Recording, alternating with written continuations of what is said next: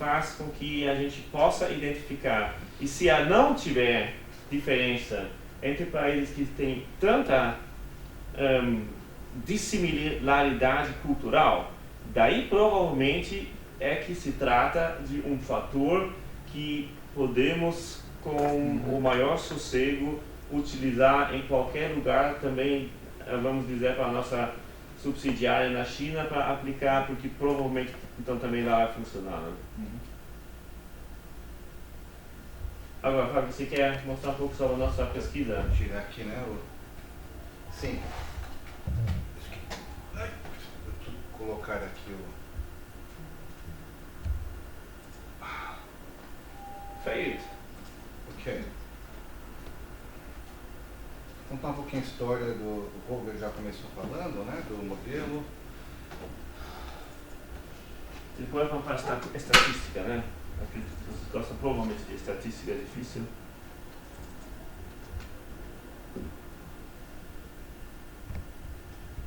Esse computador reflete muito. Mas agora chegou. Sim? Ok. Então, você tem, talvez, liberar aqui. Obrigado. Vou contar um pouquinho a história, tá bom? De algum modo, da pesquisa e algum antecedente e no fundo, de alguma maneira, essa pesquisa vem do que eu estava fazendo antes e agora uma sequência do que a gente pode estar fazendo, tá? Na criação do núcleo e expandindo, né? Tá? Então, eu tive chance assim, de conhecer o professor Nuno, trabalhar com ele. O Roger, conheci durante o meu doutorado, que eu fiz no período de 2000, eu cheguei na Europa para fazer o doutorado, eu sou engenheiro de produção, aqui da Poli, aqui do lado, né? Fiz o mestrado lá. Depois, já mais para frente, eu estive em Barcelona há 4 anos fazendo doutorado. E o meu orientador era um alemão também, por acaso. E eu fui com um projeto onde eu estava focando mais na área de serviços, tá? Questão de marketing, pessoas, operações, que é a interface aí, né, para que o serviço funcione bem. Comecei a estudar e o meu orientador, um dos pontos era estudar supply chain também, estudando bastante. Quando estava no momento, no final do primeiro ano, de definir exatamente o tema, ele sugeriu um livro que ele me passou de um autor holandês e que falava muito desse relacionamento B2B, né? E acabei realmente aceitando e indo para a gestão de risco entre fornecedores, né? Tá, B2B, que era um tema bem importante, questão do risco. E depois, com o professor Holger, já entramos mais uma linha de inovação, né? A gestão do risco é importante, mas hoje as pessoas e as empresas estão muito mais focadas em novas ideias. Também tem seu risco, né? Você inovar tem essa questão do risco, mas ele é quase um pouco mais secundário quando você quer realmente propiciar um ambiente onde a inovação aconteça, né? Criação de valor, né? Então o tema do meu trabalho, o projeto, foi apresentado há 1 ano e meio aqui na FEA, né, com essa parceria com o Twente e o núcleo do professor Ari Plonsky, né, onde a gente viu a questão um pouco de tecnologia e inovação. Então o título ficou Compradores Preferenciais, já foi explicado, e quais são os fatores que no fundo influenciam a inovação das empresas, na colaboração com os fornecedores e um comparativo, né, aí o aspecto cultural, Brasil e empresas que não só da Holanda, também da Alemanha, que é a base, compõe a base. Essa apresentação, na verdade, que eu tenho feito para alguns empresários, empresas, mostrando o marco, o que está sendo feito, o que vai ser feito, resultados e buscando pelo menos acesso aos dados. Porque, como você sabe, em pesquisa, na área de compras, em todas as áreas, mas na área de suprimentos, com certeza, trabalhos empíricos que necessitam muitos dados. E as pessoas e as empresas muitas vezes não colaboram, não querem abrir seus dados, até porque alguns são importantes, confidenciais, e porque não tem tempo. Então, um ponto assim, que Eu já tive experiência no doutorado, agora é um pós-doutorado, é que uma parte importante e significativa do seu sucesso não é só ter um modelo, não é só ter uma teoria embasando, mas é ter realmente empresas dispostas a, ok, estou no projeto com vocês, eu vou abrir meus dados completamente, vou te dar acesso a tudo, vou responder sinceramente o que você está perguntando, porque senão você não tem nada. Tem um modelo teórico você não publica, e você precisa ter uma parte empírica, né? Então eu desenvolvi um pouquinho essa apresentação, vou passar rapidamente por ela, tá bom? Depois a gente pode conversar, mas no fundo que é justamente esse desafio, como eu convenço os diretores das empresas, o CEO, o CTO, se tiver, enfim, o diretor de compras, para que eles se entusiasmem com o projeto e vamos lá, vamos juntos, eu quero participar desse projeto, tá bom? Esse é o viés que eu adotei. Então eu me apresento, falo um pouquinho o que eu fiz. Eu menciono que é um projeto então, que envolve a União Europeia e o Brasil. Então, a questão da cultura das empresas favorece o papel estratégico dos suprimentos. Isso não é uma verdade total, mas na média há uma maturidade maior e um papel estratégico reconhecido e praticado por empresas na Europa e nesses dois países, né? Onde a visão de longo prazo também era maior, existe uma tradição também de investimento no treinamento e qualificação, skills dos compradores. São pessoas reconhecidas, é uma carreira que tem uma atratividade maior do que no Brasil. Essa é um contraponto, quer dizer, para nós brasileiros, onde isso é mais ou menos o oposto, a gente identifica áreas de suprimentos com pouco prestígio, as pessoas entram em compras, mas não é uma área que tradicionalmente atrai talentos, como finanças, marketing e outras, ok? Vocês têm experiência, né? Baixa maturidade, isso especialmente para as empresas brasileiras, grupos brasileiros grandes, eu não estou falando de multinacionais, tá? Foco muito em redução de custos. E um aspecto também de comparando, né, a União Europeia, Holanda e Alemanha com o Brasil é que não dispomos de um centro de referência em universidades. Não existe praticamente pesquisa. Fica à vontade. Não existe praticamente pesquisa. Logística, sim, é uma tradição, investimento, centro de referência, ferramentas. Quando a gente fala de procurement, isso quase inexiste, né? O foco é negociação e pouco mais, né? Há outras coisas, mas são incipientes. Esse é o marco introdutório. O objetivo então, do projeto não só resolver o meu problema de ter acesso a dados e fazer a pesquisa, mas justamente criar uma estrutura, ok? Então, objetivos gerais eu coloquei esses, que vocês podem ver aqui. A criação, né, lá atrás, há 3 anos, a gente já pensava nisso, que está agora uma realidade, criando esse grupo de pesquisa, intercâmbios internacionais, apoio de empresas, tá? Acesso a dados e funding, eventualmente, né? Criar assim, um intercâmbio de mestrandos e doutorandos, eu estaria sendo o primeiro a fazer isso também. A ideia é que, abrindo esse caminho, pavimentando, já tenho um doutorado lá fora, fazendo um pós-doc, que é um tiro mais curto, né? A gente pudesse conseguir outras pessoas, né? Aqui da USP e até de outras universidades, né, de prestígio do Brasil, tá? E ao mesmo tempo também tem um fórum, né, de intercâmbio de conhecimento neutro, né? Porque a universidade era neutra. Quando você pega às vezes alguns fóruns, eles são às vezes muito comerciais. Venho nesse evento porque eu vou vender um monte de coisas. Isso está meio que evidente. Então, existem alguns fóruns hoje de suprimentos, não vou mencionar os nomes, vocês conhecem, mas às vezes as pessoas reclamam, puxa, é muito comercial, fui lá, foi um pouco superficial, foi para vender, foi um interesse muito explícito, enquanto aqui pela universidade ela tem assim uma visão mais de longo prazo, de criar conhecimento, de compartilhar de uma forma aberta, sem uma agenda oculta, enfim, uma coisa mais neutra, tá bem? Então isso seria um pouco um objetivo geral e o meu objetivo específico, no caso, né, é testar essa validade desse modelo, que o Sr. Vogue já explicou, mas também ampliar o modelo. Eu vou contar um pouquinho, tá? Então não é só replicar simplesmente o mesmo modelo, as mesmas variáveis, o que significa fazer as mesmas perguntas. A gente trabalhou bastante nisso, isso foi a minha colaboração, né? E esse aspecto também pela primeira vez inédito, porque não foi feito. Tem uma base europeia, criar uma base brasileira, são 1, 2, 3, 5 empresas no Brasil, onde a gente compara os modelos com 2 aspectos, né? Foi mencionada a cultura nacional, que sim, a gente acredita que é relevante, e o segundo aspecto, foi uma sugestão minha, e a cultura organizacional. A gente tem a pessoa, tem o departamento, a empresa, e tem o país. Então são 3 aspectos.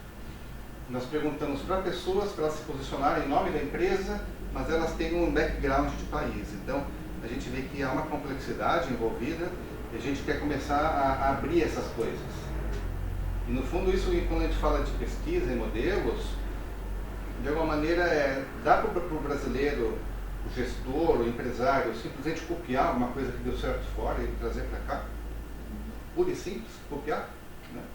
Como se fez com o modelo Toyota e outros modelos vencedores. E a experiência é sim e não, tem que tropicalizar. Tem coisas que não funcionam aqui. Na área da qualidade, em outros onde o fator comportamental é determinante. Se é simplesmente um software e uma equação que resolve tudo bem, né? É a otimização pura e simples. Mas quando existe a questão de valores, de interpretação, de filtros, a questão de cultura, aí já realmente a gente fala, não posso simplesmente copiar. Então é um desafio nosso do Brasil, sim, pegar bons modelos de fora, mas esse termo, né, de tropicalizar. Como que funciona aqui?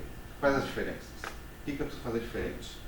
Então esse é um pouco também um desafio desse projeto que é o meu e que eu falo.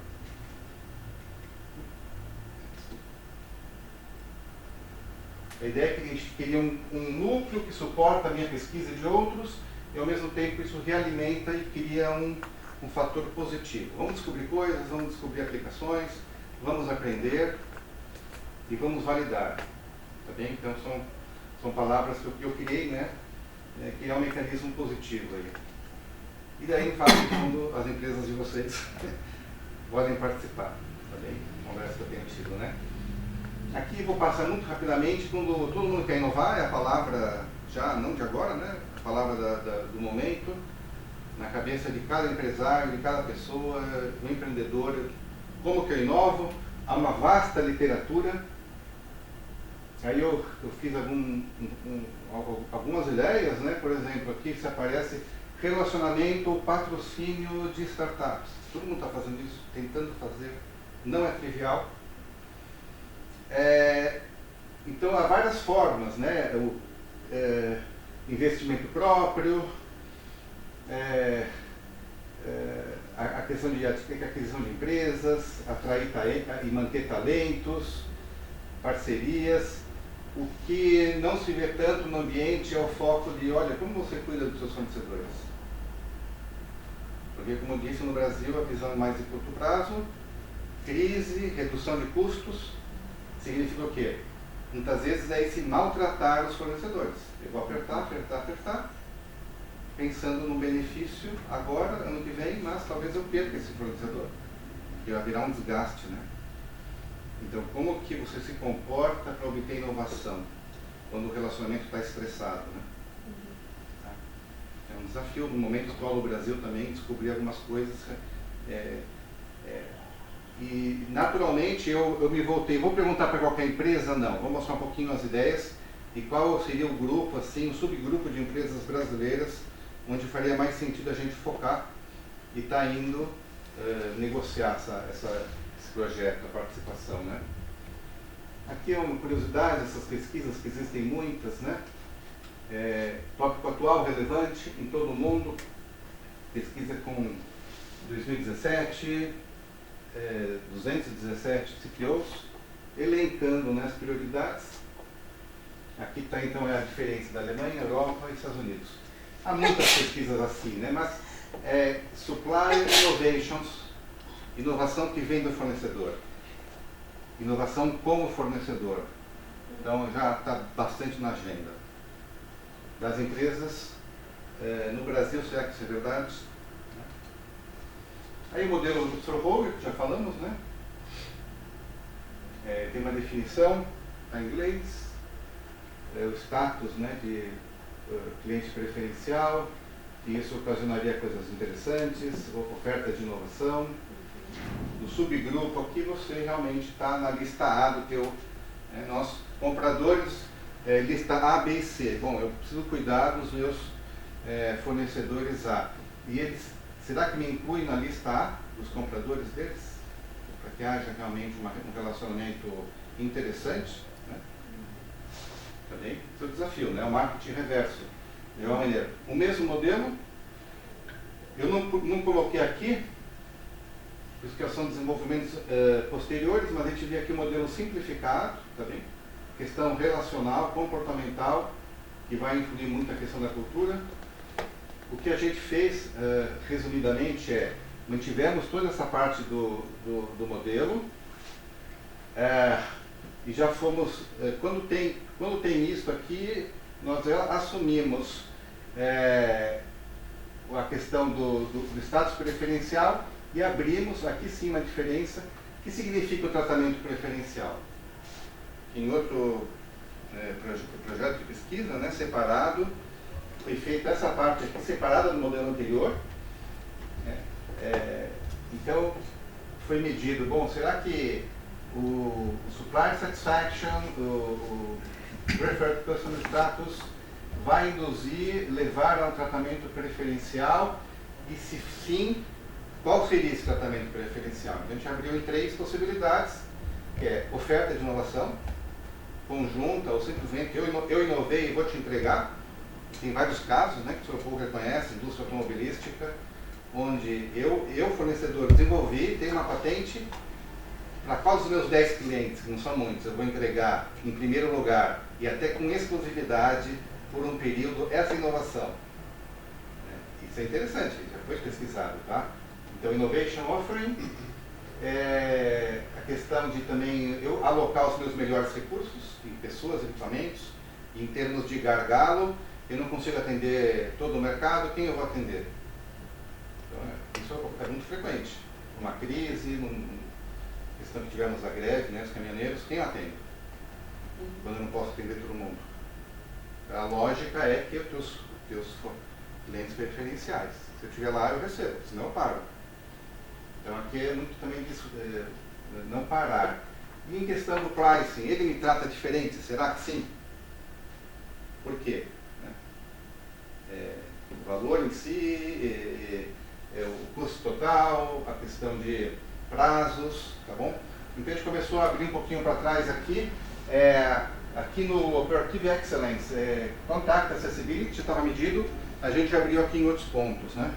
Sistemas, processos, questão de agilidade do pagamento, a gente colocou na excelência operativa. Então a gente passou a ter de um único aspecto, que é a facilidade de contato. Eu consigo falar com as pessoas, elas conseguem conversar. Isso que é um problema, às vezes essa conversa não existe, os canais não existem. A gente abriu essa caixinha para mais 3 fatores. Dentro de uma lógica aqui da literatura e também do Brasil, onde, por exemplo, a gente achou bem importante essa questão de agilidade e forma de pagamento. Porque a gente percebe pelo ambiente que, nessa situação, sempre, mas mais ainda agora, há muitas queixas e muito atrito que vem disso, né? Então a gente realmente procura ampliar o modelo e testá-lo, né? Aqui já é um pouco questões só da literatura, que eu assumo. E meu trabalho, assim, que é mais ou menos o que de qualquer um de vocês que fará um mestrado ou um doutorado, tem uma fase inicial, ok? Revisão de literatura sempre, na preparação, novas hipóteses, novos itens de pergunta. Isso não sai da nossa cabeça, tem que ser buscada na literatura, é um desafio. Tá? E quando você inventa uma coisa, quem vai julgar o teu trabalho depois falou, bom, por que você escolheu essa pergunta? Por que você está medindo isso? Como você está medindo? Você está ancorado em estudos prévios? É melhor que sim, né? Tá? Já são perguntas validadas, né? Eventualmente você queria alguma pergunta que não tivesse isso coberto pelos trabalhos anteriores, que às vezes realmente acontece. A questão financeira a gente colocou algumas perguntas novas, A preparação supõe obter apoio das empresas e, eventualmente, um funding que não houve, né, trabalho sem bolsa. Na parte seguinte é fazer o survey mesmo, então a tradução dos itens, expandir, como eu falei, novas questões e ter uma empresa piloto que a gente fez, tá? Em maio deste ano. Recebemos as respostas, o modelo foi testado, né, no pré-teste, e agora a gente está nessa fase aqui, buscando, já trabalhando com 2 novas empresas, eu vou mostrar em seguida, e em breve estaremos lá na Holanda fazendo a análise dos dados que estamos recebendo nesse momento, tá? Relatório final e publicações, né, que devem ocorrer, esperamos, em 2020. É um processo normal, só que no pós-doutorado isso é um pouco compacto, ele dura normalmente 1 ano, tá? Para fazer tudo isso. Eu acabei, como eu não tenho bolsa e tenho uma dedicação forte, eu acabei estendendo para o 2º ano que é permitido. Então, na cabeça de vocês, eu vou ter uma dedicação exclusiva para o projeto que vocês querem desenvolver? Se sim, para o mestrado, talvez 1 ano e meio, não sei se 2, tipicamente, mas aí tem os trade-offs, né? Dedicação, custeio, etc., né? As bolsas ou não. E com doutorado, se for um doutorado direto, normalmente são uns 4 anos, dependendo do nível, enfim, pode ter uma dedicação exclusiva ou parcial, né? Tem várias formas de fazer, né? Só resumindo um pouquinho, um ponto importante então tem 3 elementos, né? Tem aqui a empresa que está patrocinando, a gente vai para uma empresa, no caso a gente teve a adesão da PwC para fazer o survey. Então, ela abre o seu spend, quais são os fornecedores ativos, tá? Eram mais de 1000, daí a curva A, para quais faz sentido eu perguntar esse relacionamento, se é um cliente esporádico, ocasional, não interessa, né? Para nenhum dos 2 lados, não há um relacionamento estável e forte o suficiente. Então a gente quer medir relacionamentos estáveis e vantajosos para os 2 lados, né? Então normalmente é a curva A, de diretos e indiretos. Então na empresa ela abriu os dados, vimos juntos, escolhemos no caso 100 fornecedores, um pouco menos, e nós, universidade, enviamos o convite em nome da empresa, dizendo que vai ser uma resposta anônima, né, para que haja realmente não haja um viés. Eu vou responder, eles vão saber o que eu respondi, então eu não vou dizer a verdade, né?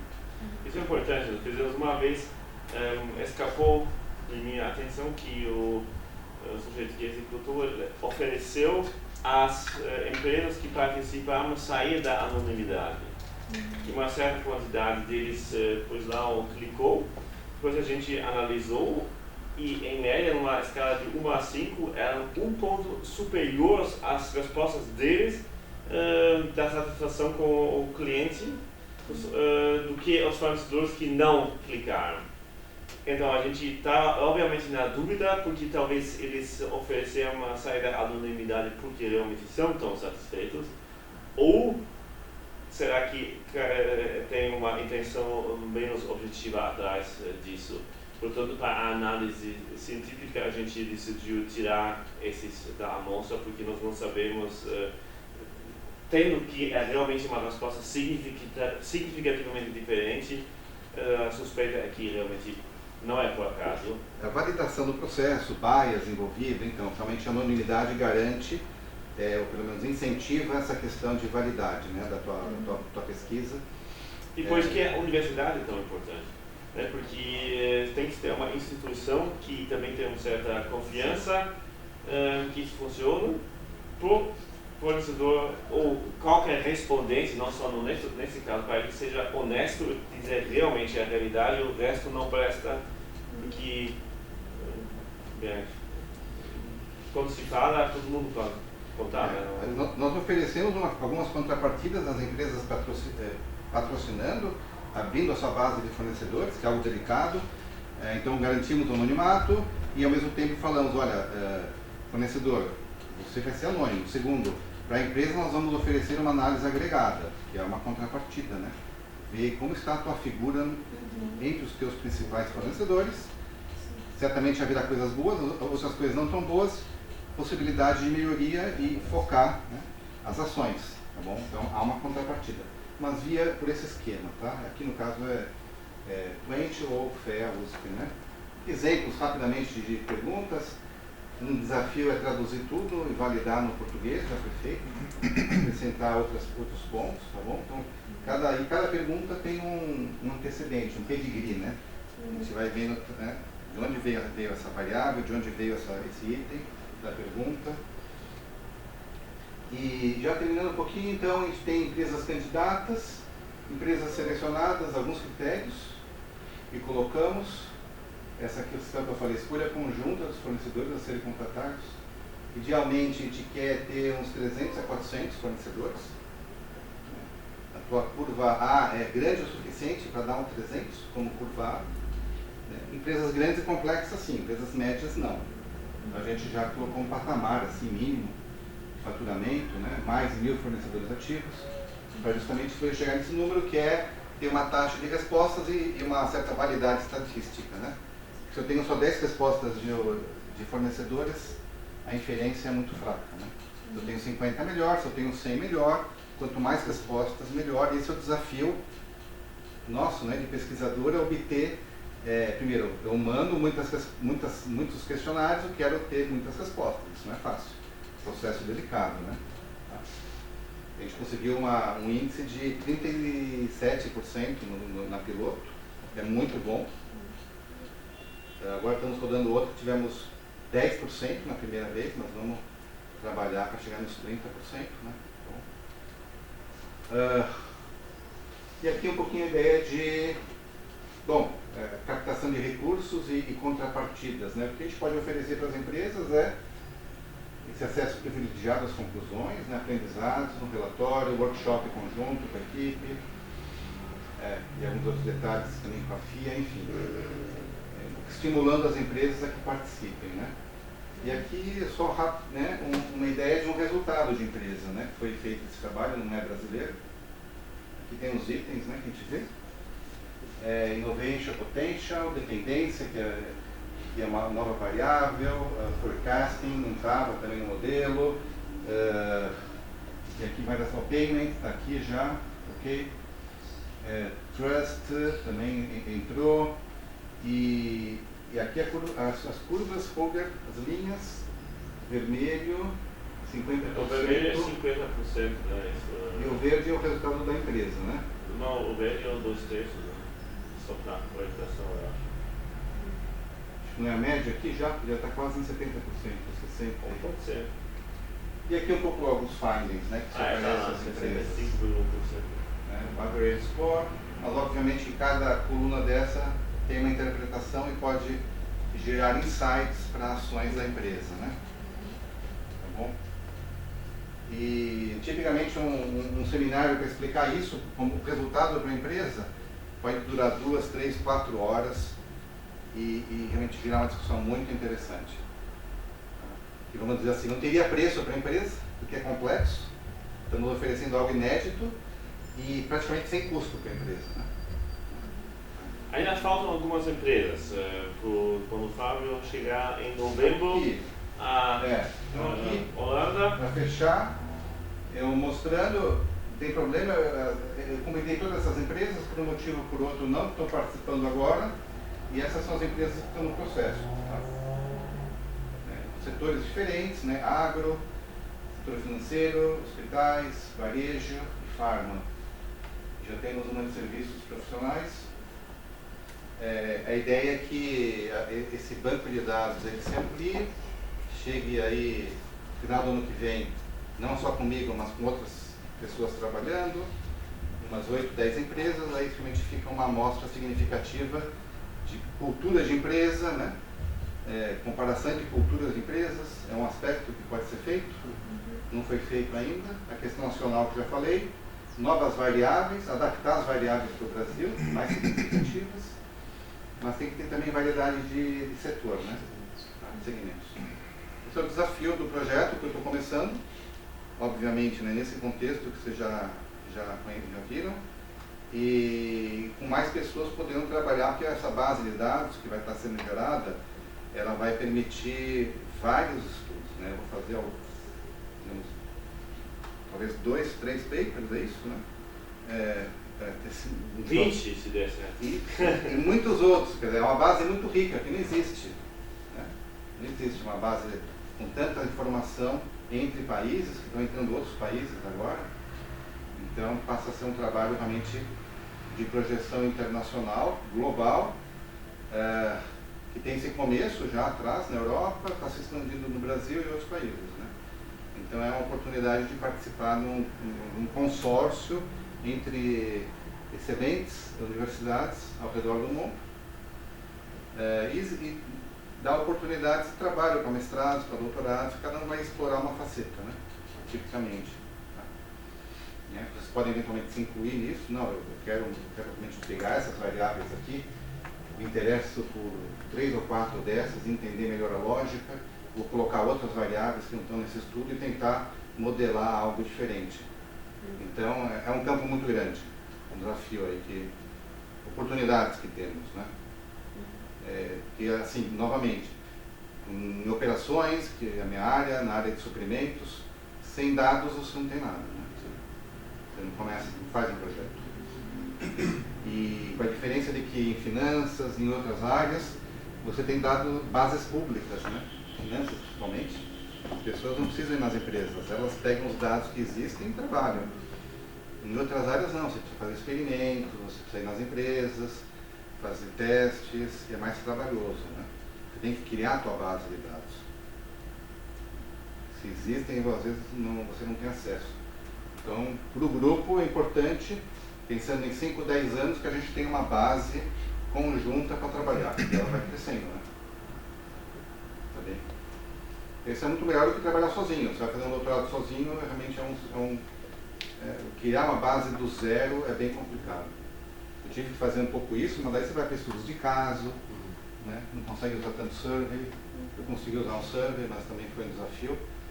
Peguei uma indústria e 200 compradores responderam ao redor do mundo, mas eu tive 120 respostas, porque os chefes ficaram lá em cima dos funcionários espalhados em 20 países para responderem. Né?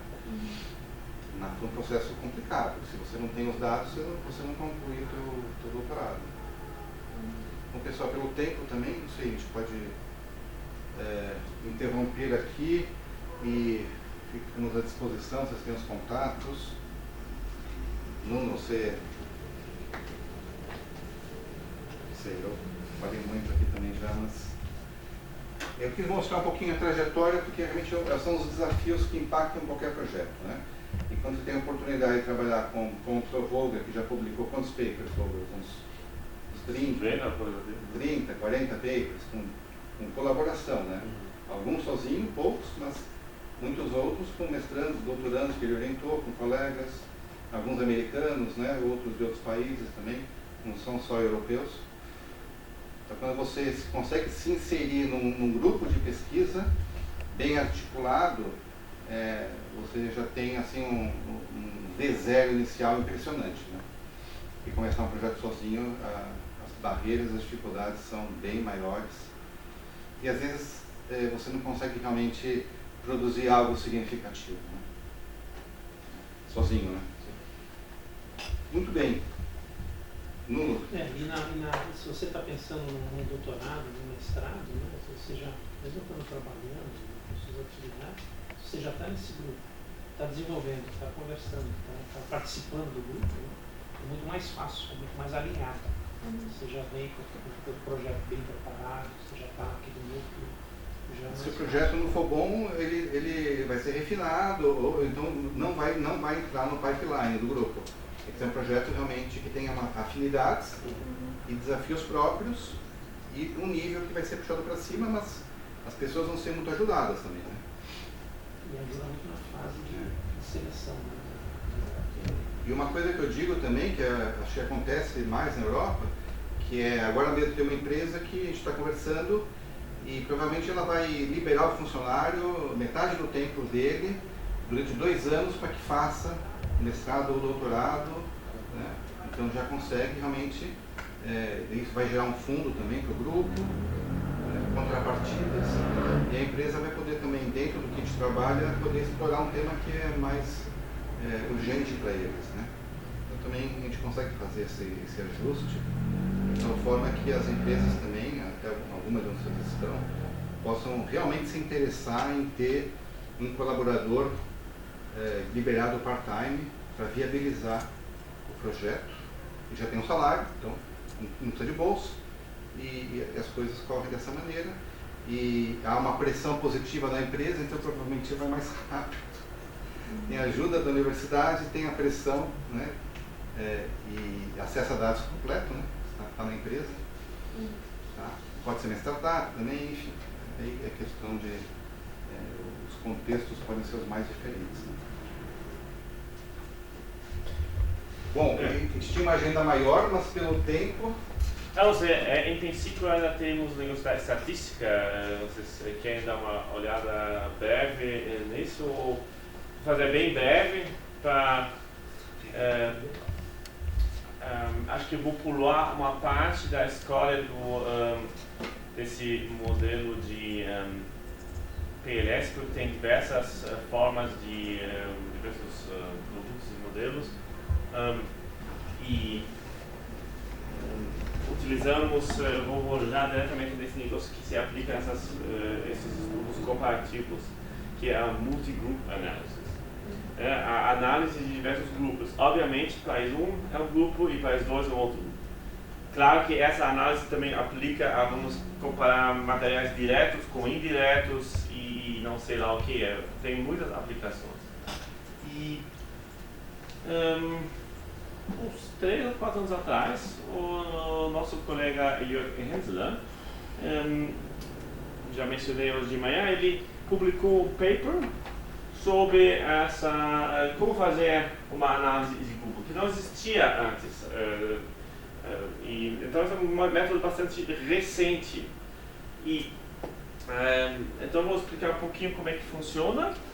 E isso dá para ter uma ideia de como você tem que montar isso de uma maneira sólida, só para essa ideia. Inclusive, aqui um how to do, mas isso nós não precisamos discutir tanto.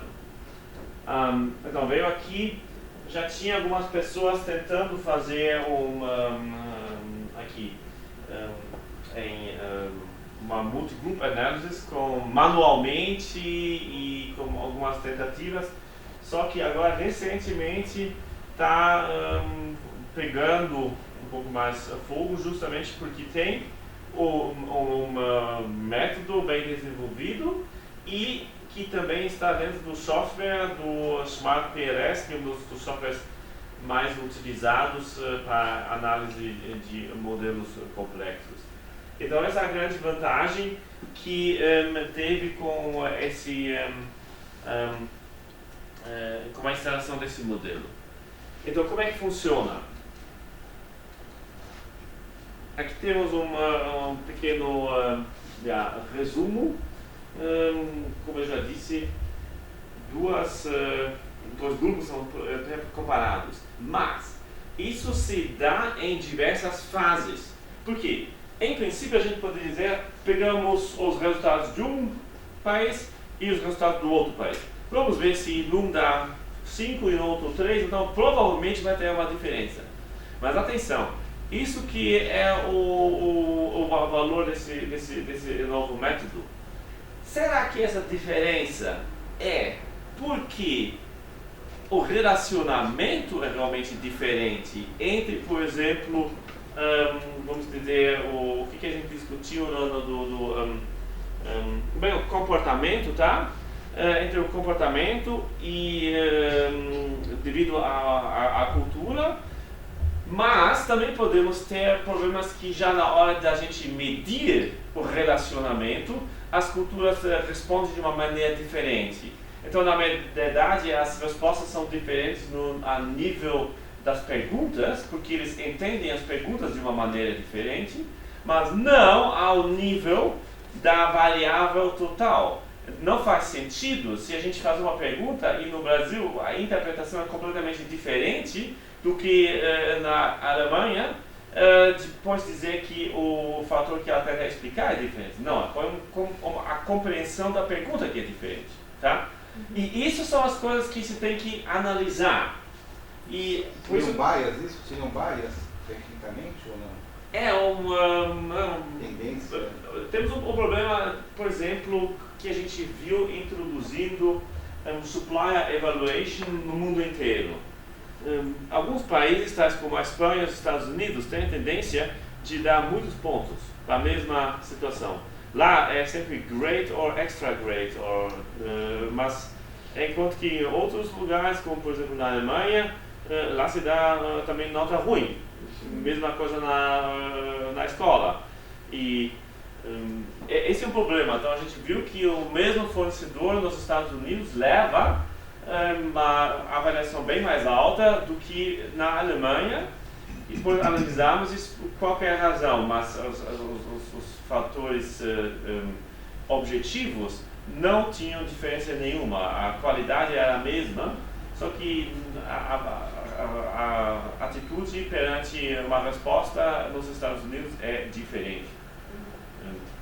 Então, esse método diz primeiro,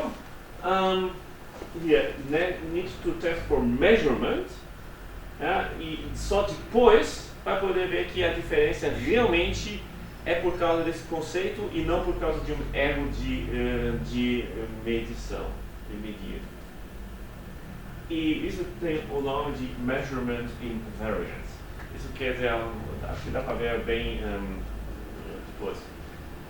Tem 3 passos. O próximo, número 1, é mais ou menos estúpido, porque isso eu pus o burro aqui. É claro que nós temos que comparar as mesmas coisas. Os mesmos indicadores, nós temos que utilizar o mesmo algoritmo de análise. Os settings dele também tem que ser o mesmo, porque lá tem muitas vezes, por exemplo, o que a gente faz com falta de respostas. Tá? Às vezes acontece o problema, nós vamos ter esse problema agora, porque nós também fazemos esse programa no Irã. Tá? E no Irã, mandamos também uma enquete